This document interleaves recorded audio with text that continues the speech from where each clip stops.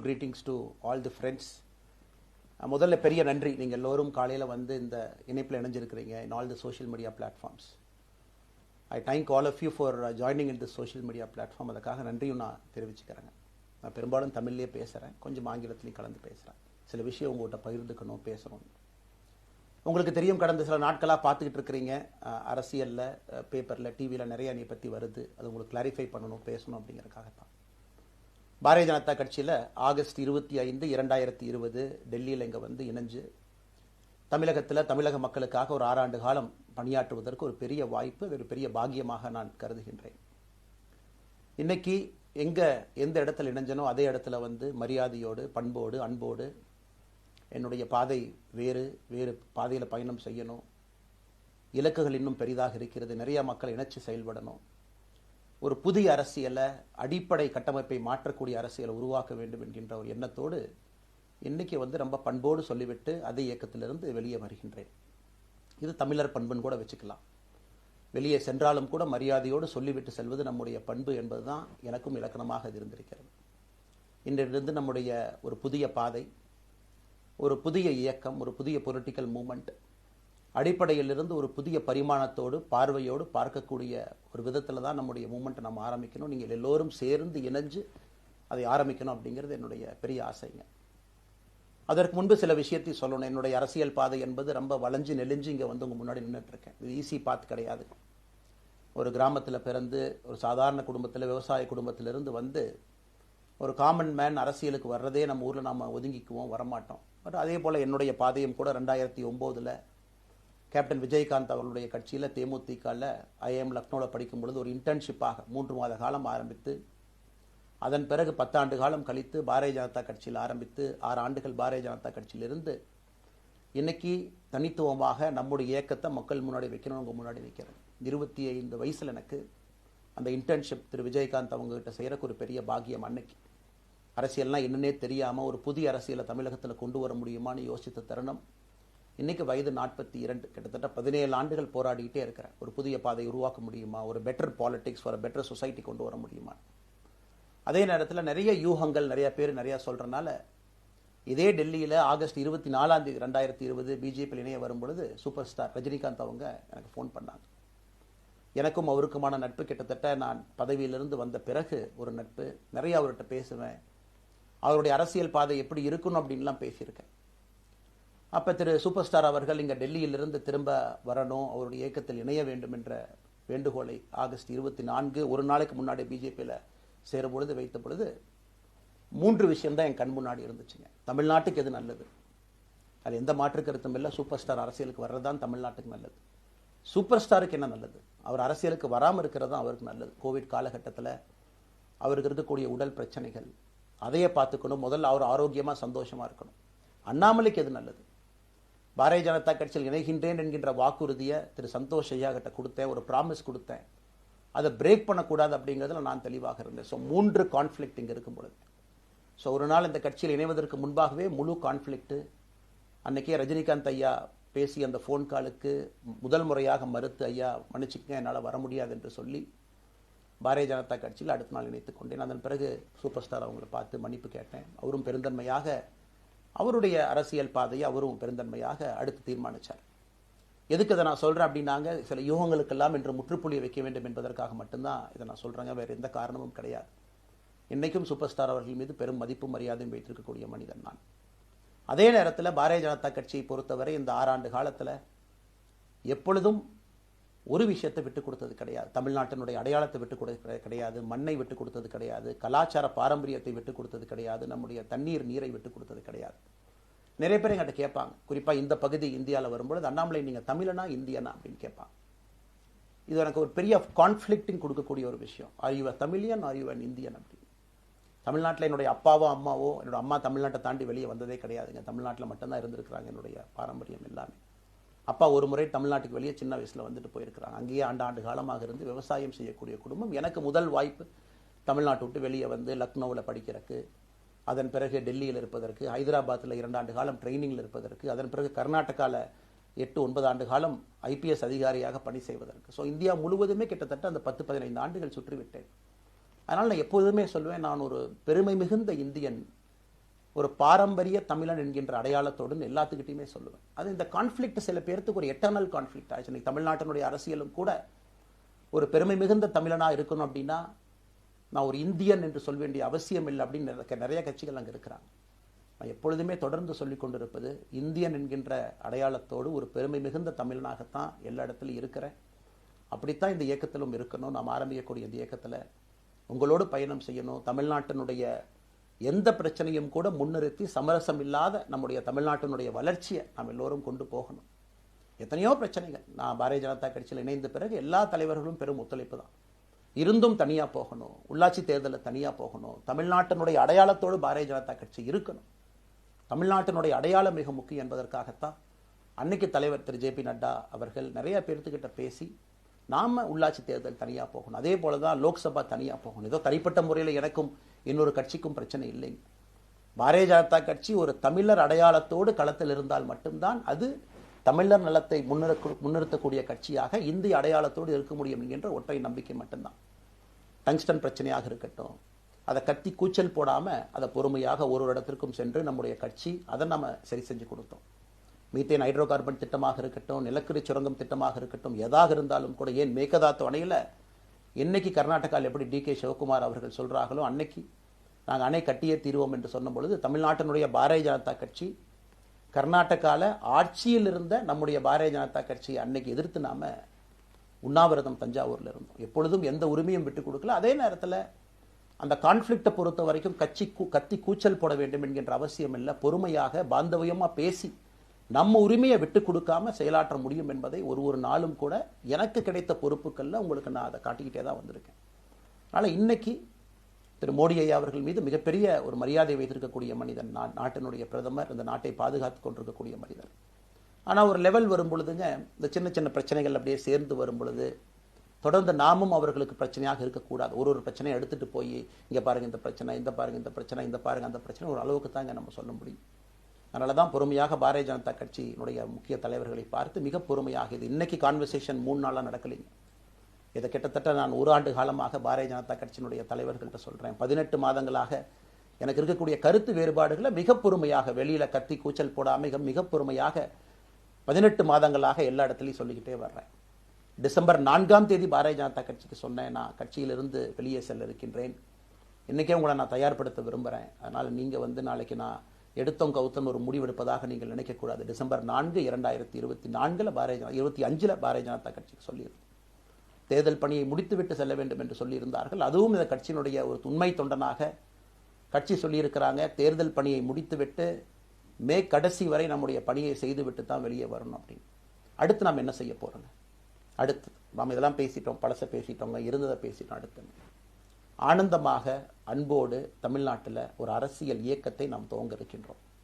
இது அரசியல் இயக்கமா கட்சி இல்லையா அப்படின்னு நீங்க யாரும் கேட்கவே வேண்டாம். கண்டிப்பாக தமிழகத்தில் அடுத்து நடக்கக்கூடிய தமிழகத்தினுடைய பொது தேர்தலில் நம்முடைய கட்சி போட்டியிடும், அதில் எந்த மாற்று கருத்தும் இல்லை. அதற்கு நம்ம தயார் பண்ணணும், நிறைய லீடர்ஸை தயார் பண்ணணும், நிறைய கேடர்ஸை வாலண்டியர்ஸை தயார் பண்ணணும், உத்வேகத்தோடு தயார் பண்ணணும், அவங்களுக்கு அந்த ஸ்கில் செட்டை நம்ம உருவாக்கி கொடுக்கணும். அதற்கு கொஞ்சம் நேரம் ஆகும்.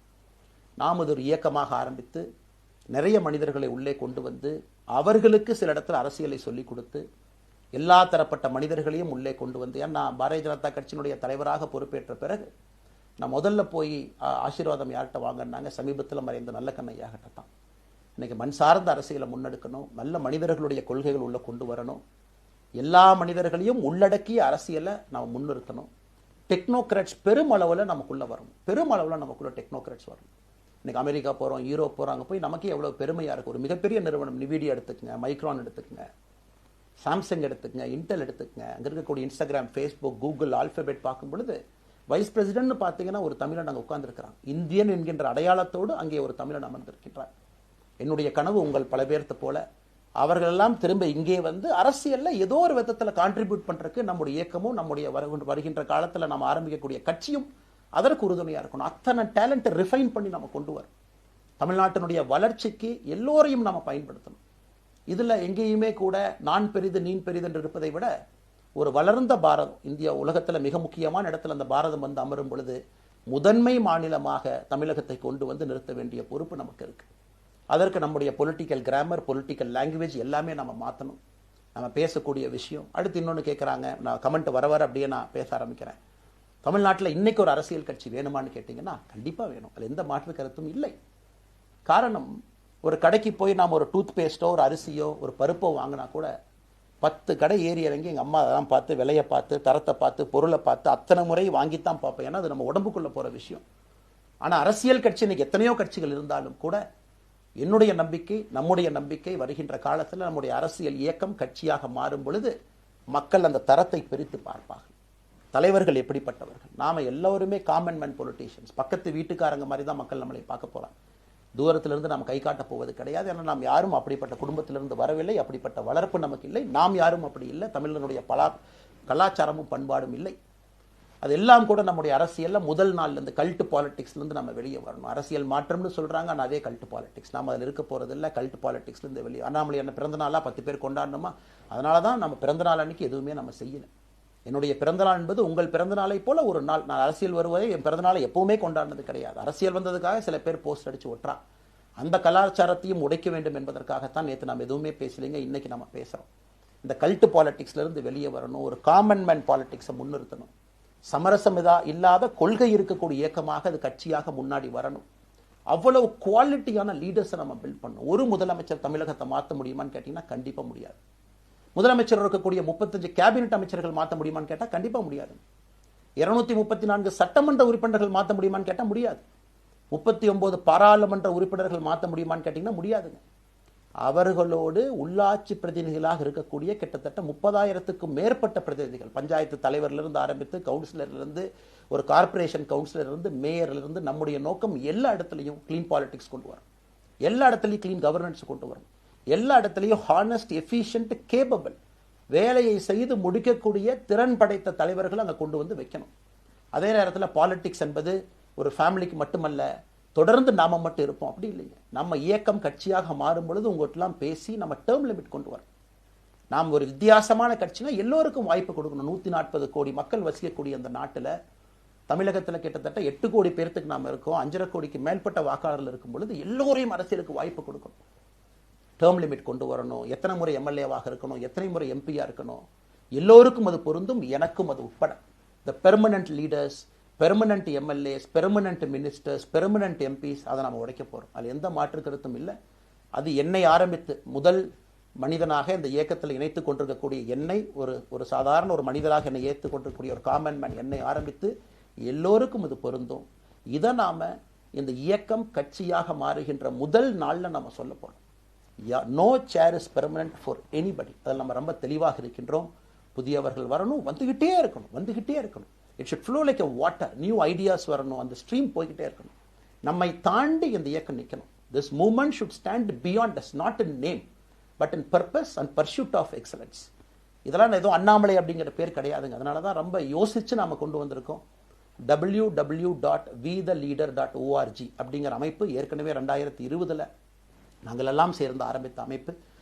நான் பேசி முடிச்சோன்னா அந்த லிங்க் உங்களுக்கு லைவா வந்துடும். vetheleader.org-ல நீங்க உங்களைய வாலண்டியரா இன்னைக்கு பொலிட்டிக்கல் ஒரு மூவ்மெண்ட்ல உங்களை நீங்க நினைச்சுக்கணும். நாம எல்லோரும் ஒன்று சேர்ந்து பேசுவோம். அதனாலதான் இன்னைக்கு கோயம்புத்தூர்ல இன்னொரு அறிவிப்பும் கூட கொடுக்கணும். எல்லாத்தையும் டைரக்டா எப்படி நம்ம பாலிடிக்ஸ்குள்ள கொண்டு வர போறோம். ABJ Abdul Kalam centre for ethics and politics, ABJ Abdul Kalam ஐயாவுடைய பேரில் கோயம்புத்தூர்ல வீத லீடர்ஸ்க்கு கீழே நாம பாலிடிக்ஸ்ல எத்திக்ஸ்க்காக ஒரு சென்டர் ஆரம்பித்து வருகின்றவங்க எல்லாமே இதுக்குள்ள ட்ரெயின் ஆகி தான் வெளியே வருவாங்க. உள்ளாட்சி தேர்தலில் நிற்கிறாங்க, they will get trained, come and stand in local body election. MLA election நிற்கிறாங்க, they will get trained, they will come and stand in election. அவங்க எங்க நின்னாலும் கூட ஒரு ப்ராசஸ்ல நாம் அவங்கள ட்ரெயின் பண்ணி, அவங்கள ஷேப் பண்ணி, ஒரு கம்யூனிட்டியினுடைய நீட்ஸ் அண்டர்ஸ்டாண்ட் பண்ணி அரசியல் செய்யக்கூடிய மனிதர்களாக நாம் அவங்கள கொண்டு வர போறோம். நாம் யாருக்கும் போட்டி கிடையாது. ஆளுங்கட்சி இருக்கு, நிறைய எதிர்கட்சி இருக்கு, எல்லோரும் இருக்கட்டும், சந்தோஷமா இருக்கட்டும், அவங்கவுங்க கொள்கையை சொல்லட்டும். நம்முடைய கொள்கையும் வருகின்ற காலத்தில் நம்ம எல்லோரும் இணைஞ்சு நம்ம கொள்கையை சொல்ல போறோம். இன்னைக்கு நான் ஏபிஜே அப்துல் கலாம் ஐயா அப்படிங்கிற பேரை உங்க முன்னாடி சொன்னதுக்கான காரணம் என்னன்னா, அவரை நான் மாணவனா பார்த்திருக்கிறேன், ஐபிஎஸ் அதிகாரியா பார்த்திருக்கிறேன், கேள்விகள் கேட்டிருக்கேன், லைவா அவர் பேசினதை கேட்டிருக்கேன். அவர் சொன்ன அத்தனை கான்செப்ட் இன்னைக்கு நமக்கு எப்ப பொருந்தோம், இன்னைக்கு பொருந்தும். எப்பவோ சொன்னார் விஷன் 2020, எப்ப சொன்னாருங்க 2020. நம்ம 2020 2000 சொன்னார். நாம அந்த கோல் போஸ்ட் அப்படியே மாத்திட்டோம். அது மட்டும் இல்லை, அன்னைக்கு சொன்னாரு கிராமப்புறத்திலிருந்து நகரத்துக்கு யாரும் போகக்கூடாதுன்னா புறா providing urban amenities and rural areas, கிராமப்புறத்தில் அவ்வளவு ஃபெசிலிட்டியை கொண்டு வரணும். அது எல்லாம் கூட இன்னைக்கு யாருக்கு பொருந்ததோ இல்லையோ நம்முடைய சமுதாயத்துக்கு பொருந்தும். அவ்வளவு விஷயங்கள் சொல்லியிருக்கக்கூடிய ஏபிஜே அப்துல் கலாம் ஐயா நமக்கு மிக முக்கியமானவர். அவருடைய கருத்தியல் நமக்கு மிக மிக முக்கியமானது. ஒரு தேசிய மனிதராக, பெருமை மிகுந்த தமிழனாக வாழ்ந்து மறைந்திருக்கக்கூடிய ஒரு அற்புதமான மனிதர். நிறைய நம்முடைய தலைவர்கள் இருக்காங்க. அத்தனை கொள்கைகளும் வேண்டும். ஒரு ஐடியாலஜி பார்த்தீங்கன்னா ரைசஸ் அண்ட் ஃபால்ஸ். எந்த ஐடியாலஜியும் பெர்மனன்ட் நான் பிடிச்சிருப்பேன். கம்யூனிசம் 100 ஆண்டுகளுக்கு முன்பு எப்படி இருந்த ideology, for right movements, for left movement, centrist movement, liberal movement, ஒரு அரசியல் சரித்திரத்தை பார்க்கும் பொழுது அந்த ஐடியாலஜி தன்னைத்தானே மாற்றிக்கொள்ளவில்லை என்றால், அடுத்த தலைமுறைக்கு தேவையான வசதியை செய்து கொடுக்கவில்லை என்றால், அது எந்த ஐடியாலஜியாக இருந்தாலும் அது அழியும் என்பதுதான் காலத்தினுடைய கட்டாயம். நம்ம பார்த்துக்கிட்டு இருக்கோம். நாம் அதை தாண்டி நிற்கணும். நம்ம மூமெண்ட் அதையெல்லாம் தாண்டி மக்கள்கிட்ட நிற்கணும். இத்தனை பேர்த்த நம்ம எடுத்துட்டு போகணும். பெரிய ரிஸ்க் தாங்க, இது சாதாரண வேலை இல்லை. நம்ம எல்லோருமே மிடில் கிளாஸ் தான், காமன் பீப்புள் தான். நமக்கு ஒரு பெடிகிரி கிடையாது, பிஸ்னஸ் நம்ம அதில் பெருசாக அதுலேருந்து வரல, நமக்கு ஒரு ஸ்டார் வேல்யூ கிடையாது, ஒரு பெரிய பாரம்பரியமான அரசியல் கட்சி ஆரம்பித்து நம்ம கையில் யாரும் தூக்கி கொடுக்கல. நாம் எல்லோரும் கஷ்டப்பட்டு ஒரு படியாக தான் அந்த மூமெண்ட்டை கொண்டு போகணும். அதனால் என்னோடு வர நினைக்கக்கூடிய எல்லோருக்கும் என்னுடைய அன்பு வேண்டுகோள், கொஞ்சம் பொறுமை, கொஞ்சம் நிதானம். ஏன்னா ஒரு செங்கல் எடுத்து வைக்கும் பொழுது அது ஐடியலிசத்தோடு வைக்கிறோம், நேர்மையோடு வைக்கிறோம். தமிழகத்திற்கு ஒரு மாற்றத்தை கொடுக்க வேண்டும் என்கின்ற நோக்கத்தில் அந்த செங்கலை வைக்கும் பொழுது அந்த செங்கலுக்கு கியூரிங் ஆகிறதுக்கு ஒரு டைம் வேணும். அந்த செங்கல் பிடிமானத்தோடு நிற்கணும். அதன் பிறகுதான் அந்த பில்டிங் நிற்கும். இல்லாட்ட அடிக்கக்கூடிய புயல் காட்டுக்கு சாயக்கூடிய பில்டிங்கை நம்ம கட்ட போகிறது இல்லைங்க. அதனால் எல்லோருக்கும் நிறைய பேர் மெசேஜ் போடுறீங்க, மாற்றுக் கட்சியில் இருக்க உடனே கிளம்பி வரட்டுமான். எல்லோரும் சந்தோஷம். wetheLeader.org எல்லோரும் இணைஞ்சு இயக்கமாக அது விரைவில் சரியான நேரத்தில் நாம் அந்த மசில், ஜிம்முக்கு போனால் கூட நேரடியாக 50 கிலோ தூக்க முடியாதுங்க, 10 கிலோலேருந்து 50 கிலோவுக்கு போவோம். நாம் அந்த மசிலை பில்டு பண்ணி அந்த மெட்டில் ஃபைபரை நம்முடைய தோழர்களுக்கு நம்ம பில்டு பண்ண உடனே அது பொலிட்டிக்கல் பார்ட்டியாக அது மாறும். அதுவரை பொறுமை பொறுமை பொறுமை. அவசரமாக ஒரு வெயிட்டை தூக்கி முதுகு பிடிச்சி கால் பிடிக்கிறத விட சரியாக ஒரு திசையிலும் அதை கொண்டு போய் இதை பக்காவான முறையில் நம்ம அதை செய்வோம். அதனால் இன்றிலிருந்து நம்முடைய wetheLeaders.org அதில் மூமெண்ட் நம்ம ஆரம்பிக்கிறோம். கோயம்புத்தூரில் ஏபிஜே அப்துல் கலாம் ஐயாவோட பேரில் centre for ethics and politics அதை உருவாக்குறோம். உள்ளாட்சி தேர்தலுக்கு நிறைய மனிதர்களை இங்கிருந்து நம்ம அனுப்புகிறோம். அவங்க உள்ளாட்சி பிரதிநிதிகளாக வர்றாங்க. குட் பாலிட்டிக்ஸை நம்ம சொல்லிக்கிட்டே வர்றோம். அதனால தான் நான் அடிக்கடி சொல்லுவாங்க, நாம மாறுவோம், மாற்றம் தானாக நடக்கும். ஸோ அதனால தான் நம்முடைய இந்த மூமெண்ட்டினுடைய கொள்கையே மாறுவோம், மாற்றுவோம். Let us also change to bring change. இந்த ரெண்டையும் செய்வோம். யாரும் இதுவும் வன்மம் கிடையாது. அதே நேரத்தில் நம்முடைய சமூக வலைதளத்தில் இருக்கக்கூடியவங்க நான் வாரியர்ஸ்னு சொல்லிங்க, you are the change agents. என்னை பொறுத்தவரை ஒரு மாற்றத்தை கொடுக்கக்கூடியவங்க நீங்கள். சண்டை களத்தில் சண்டை போடுறது நம்ம வேலை இல்லைங்க, மாற்றத்தை கொடுக்கக்கூடியது நம்முடைய வேலை. கடந்து வந்த பாதையை திரும்பி பார்க்கும் பொழுது கொஞ்சம் சந்தோஷத்தோடு, அதே நேரத்தில் யாரெல்லாம் கைப்பிடிச்சு இவ்வளோ தூரம் கூட்டிகிட்டு வந்தாங்களோ அவர்களுக்கு நன்றி உணர்வோடு, நம்ம முன்னாடி செல்லக்கூடிய பாதை இதுவரை வந்த பாதையிலிருந்து கொஞ்சம் மாறுபட்டு இருந்தாலும் நம்முடைய அனுபவத்தை வைத்து அதற்காக யாரையும் திட்டி தீர்க்கணும்னு அவசியம் இல்லை. சமூக வலைதளத்தில் நாம் ரொம்ப ரெஸ்பான்சிபிளாக இருப்போம். தமிழ்நாட்டில் நிகழக்கூடிய பிரச்சனை, என்ன கமெண்ட் வேணாலும் யார் வேணாலும் போடலாம், பேசலாம். மைக்கே முன்னாடி இருக்குது, நான் பேசிட்டு போயிடுவேன்னு நினைக்கிறீங்க. பாதிக்கப்படுறவங்க பின்னாடி ஒரு குடும்பம் இருக்குது, குட்டி இருக்குது, குழந்தை இருக்குது, அவங்களுக்கும் ஒரு தனி அடையாளம் இருக்குது. அது என் சைட்லேருந்து தெரியாமல் ஏதாவது தவறு நடந்திருந்தாலும் கூட, என்னை ஆதரித்து செய்பவர்கள் ஏதாவது தவறு செய்திருந்தாலும் கூட அதற்காக இந்த நேரத்தில் நான் மன்னிப்பும் கேட்டுக்கிறேன். இப்போ இருந்து நம்முடைய பாதை, முன்னாடி செல்லக்கூடிய பாதை என்பது மக்களுக்கான பாதை, ஒரு பாசிட்டிவான பாத். காமன் மேன் பாலிட்டிக்ஸை நம்ம பில்ட் பண்ணுறோம். ஃபவுண்டேஷனோடு மேலே வரப்போகிறோம். தமிழ்நாட்டை எல்லா இடத்திலும் கூட கீழிருந்து மேலே வரை அந்த மாற்றத்தை கொண்டு வர போகிறோம். அதனால தான் நான் இன்ஸ்டாகிராம் லைவ்ல வந்தேன். ஒரு புதிய தலைமுறையை நம்ம அரசியலுக்குள்ள கொண்டு வரணும். அவங்களை ஒதுக்கி வைக்க முடியாது. ஏன் அப்படி ஓட்டு போடுறாங்க, ஏன் அப்படி ஓட்டு போடுறாங்க கேட்க முடியாது. They are hungry for change. மாற்றம் வேண்டும் என்று துடித்துக் கொண்டிருக்கின்றார்கள். உடனே நடக்கணும். யூரோப்பியன் கண்ட்ரி போகிறாங்க, டூர் பார்க்குறாங்க, சோஷியல் மீடியாவில் பார்க்குறாங்க. தமிழ்நாட்டில் ஏன் நாளைக்கு காலையில் நடக்கலைங்க? அதே நேரத்தில் நம்முடைய பெரியவர்கள் எத்தனையோ பேர் நான் பார்க்குறேன்.